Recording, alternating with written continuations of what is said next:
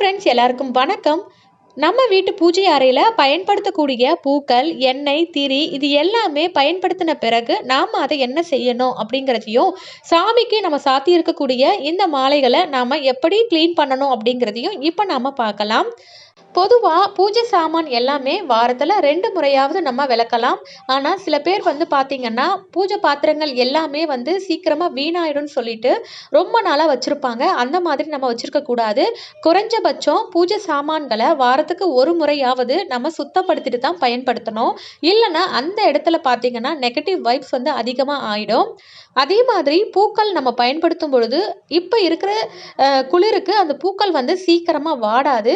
நாம அது நல்லா தானே இருக்கு, அது அப்படியே இருக்கட்டும் அப்படின்னு சொல்லிட்டு விடவும் கூடாது. அந்த பூக்கள நம்ம எடுத்துறணும். நான் அப்படிதான் பூஜை ரூம்ல இருக்கக்கூடிய பூக்கள் எல்லாத்தையும் எடுத்துட்டு, புதுசா வேற ஒரு பூவ மாத்திடுவேன். இந்த பூக்கள உருளி அலங்காரம் பண்ணிக்கிறதுக்காக பயன்படுத்திக்குவேன்.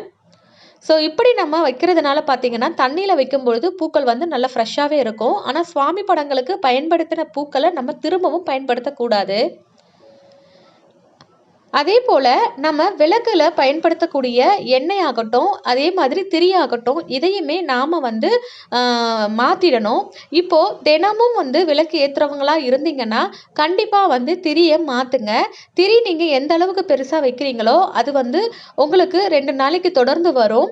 அப்போ நீங்க அது எல்லாத்தையும் தனியா ஒரு ஒரு பாத்திரத்துல கலெக்ட் பண்ணி வச்சுக்கோங்க. அந்த திரிய நீங்க தூக்கி போட தேவையில்ல. அத நீங்க வீட்ல தூபம் போடும் பொழுது, அந்த அந்த சாம்பிராணியில இந்த திரிய நீங்க பயன்படுத்திக்கலாம். நான் இந்த எண்ணெய் எல்லாமே தனியா ஒரு அ பாத்திரத்தில ஸ்டோர் பண்ணி எடுத்துக்குவேன். இது எல்லாமே நான் எப்ப பயன்படுத்துவேன்னு பார்த்தீங்கன்னா, எங்க வீட்ல சில டைம் நைட் டைம்ல கரண்ட் போயிடும். அப்போ அந்த சமயத்தில நான் அகல் விளக்குல ஊத்தி தீபம் ஏத்தி வச்சுக்குவேன்.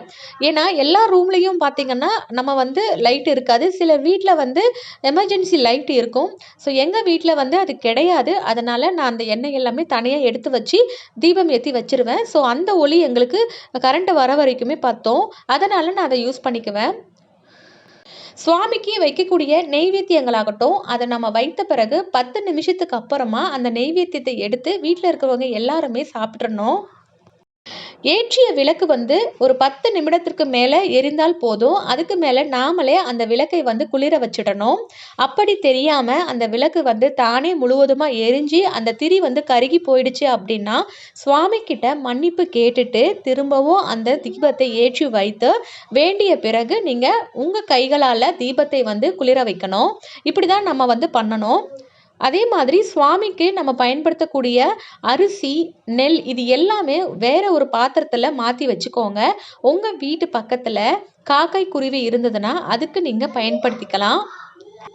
அரிசியே சர்க்கரை பொங்கல் செய்து கூட நீங்க சாப்பிடலாம். இந்த மாதிரி சுவாமிக்குன்னு பயன்படுத்துற பொருள நீங்க பயன்படுத்திக்கலாம்.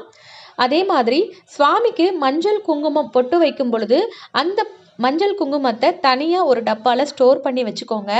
சுவாமி கும்பிட்டு நாம நெத்தியில இட்டுக்கிறதுக்காக வைக்கக்கூடிய அந்த மஞ்சள் குங்குமத்த சுவாமிக்கு பொட்டு வைக்கிறதுக்கு நாம பயன்படுத்தக்கூடாது. ஏன்னா, நாம இந்த பொட்ட வைக்கிறதுக்காக தான் இத வச்சிருக்கோம். அதையே எடுத்து நம்ம திரும்பவும் சுவாமிக்கு வைக்கக்கூடாது. ஸோ இந்த மாதிரி நம்ம ஃபாலோ பண்ணணும். சுவாமிக்கு நாம நெய்வேத்தியமா வெற்றிலை பாக்கு, வாழைப்பழம் வைப்போம். அப்படி வைக்கிற வெற்றிலை பாக்குல நம்ம பழத்த மட்டும் சாப்பிட்டுட்டு, வெற்றிலைய மட்டும் அப்படியே வச்சுருவோம். அந்த மாதிரி வெற்றிலை வைக்கும் பொழுது, அது சுருங்கி போற அளவுக்கு அதே இடத்துல நம்ம வச்சிருக்க கூடாது. உடனே அதை எடுத்து கால் படாத இடத்துல போட்டுறணும். அப்படி இல்லன்னா, உங்க வீட்டு பக்கத்துல பெரியவங்க யாராவது வெற்றிலை போடுற பழக்கம் இருந்துச்சுன்னா, அவங்களுக்கு கொடுத்துருங்க. இப்போ சுவாமி படங்களுக்கு போட்டிருக்கக்கூடிய இந்த மாதிரி மாலை எல்லாத்தையுமே சுத்தமா வாரத்துக்கு ஒரு முறை தொடச்சிருங்க. இத தண்ணி விட்டு துடைக்கக்கூடாது. ஏன்னா, இது பஞ்சு. தண்ணி விட்டோம்னா அது பிச்சுக்கிட்டு வந்துரும். அதனால லைட்டா ஒரு காட்டன் கிளாத்தோ இல்லன்னா ஒரு ஈர துணியோ இருந்ததுன்னா லைட்டா அத தொடச்சு விடுங்க. சரியாயிடும். இந்த தாமரை மணி மாலை பார்த்தீங்கன்னா, நான் பெருமாளுக்காக வாங்கியிருந்தேன். பெருமாளும், மகாலட்சுமி தாயாரும் இருக்கிற இடத்துல இந்த மாலைய சாற்றணும்னு சொல்லிட்டு வாங்கியிருந்தேன். இது எல்லாமே பார்த்தீங்கன்னா, மழை பெஞ்சதுனால பூசணம் புடிச்சிருந்தது. ஸோ, அதனால இந்த துணிய வச்சு அப்படி தொடச்சு மட்டும் தான் விடுறேன். ரொம்ப தொடச்சாலும் இது நூலு அப்படிங்கிறதுனால அறுந்துரும். சுவாமி படங்களை 15 நாட்களுக்கு ஒரு முறையாவது பன்னீரை விட்டு நன்றாக தொடச்சி சந்தனம் மஞ்சள் கலந்து நாம குங்குமம் பொட்டு வைத்து அலங்கரிக்கணும். ஸோ கண்டிப்பாக வந்து பூஜை அறையில் இருக்கக்கூடிய இடத்தையும் தினம்தோறும் சுத்தப்படுத்தணும். சுவாமிக்காக ஏற்றி வச்சிருக்கக்கூடிய ஊதுபத்தி, கற்பூரம், தீக்குச்சி இது எல்லாமே வந்து நம்ம கிளியர் பண்ணிட்டு தான் நம்ம வந்து அடுத்து பூஜையை செய்ய ஆரம்பிக்கணும். அதே இடத்துல திரும்பவும் நம்ம வந்து குப்பையோட குப்பையா இருந்து நம்ம செய்யக்கூடாது. அது ரொம்ப ரொம்ப தவறு. பூஜை அறையில் நாம் போடுற கோலம் வந்து பச்சரிசி மாவால் இருந்தால் இன்னுமே விசேஷம். அப்படி உங்ககிட்ட முழுவதும் பச்சரிசி இல்லைனாலும் கொஞ்சமாக கோலமாவு கூட பச்சரிசி கலந்தும் நீங்கள் கோலம் போடலாம். ஆனால் தினமும் நீங்கள் பூஜை பண்ணும் பொழுது கண்டிப்பாக பூஜை அறையில் கோலம் போட்டு நீங்கள் வழிபாடு செய்யுங்க. இந்த மாதிரி உங்கள் பூஜை அறையை நல்லா சுத்தப்படுத்திட்டு எப்பொழுதும் வந்து தூய்மையாக வச்சுருந்து பூஜை செஞ்சீங்க அப்படின்னா கண்டிப்பாக அந்த இடத்துல லக்ஷ்மி கடாட்சியம் வந்து நிறைஞ்சிருக்கும். ஸோ எனக்கு தெரிஞ்ச டிப்ஸ் எல்லாமே உங்களோட ஷேர் பண்ணியிருக்கேன். பிடிச்சிருந்தா லைக் பண்ணுங்கள். தேங்க்யூ.